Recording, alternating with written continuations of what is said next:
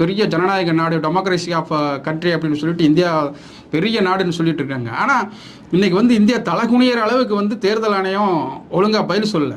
பாராளுமன்றம் கூடி இருக்குது.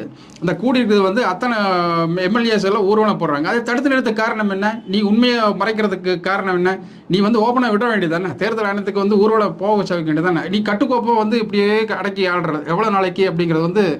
அப்போ ஓட்டு போட்டவோ கிட்டத்தட்ட 15,000 கோடிகள் செலவு செஞ்சு இந்த எலெக்ஷன் எதுக்கு நடத்தணும்? யாரெல்லாம் அப்படி வந்து தூக்கம் என்று அதிகாரிகள் எல்லாம் போட்டு அதுக்குண்டான டிரான்ஸ்போர்ட்டு இதெல்லாம் பார்த்தீங்கன்னா கிட்டத்தட்ட கோடிக்கணக்கான ரூபாய் செலவு பண்ணி ஜனநாயகத்தை காக்கிறதுக்காகத்தான். இப்படி திருட்டுத்தனம் பண்ணிங்கன்னா வந்து பார்லிமெண்ட்டில் வந்து வாக்கு திருடன் அப்படின்னு சொல்லிட்டு ஹிந்தி உள்ளிட்ட தமிழ் உள்ளிட்ட எல்லா மொழிகளிலும் அந்த எம்பி வந்து நின்றுருக்காங்க.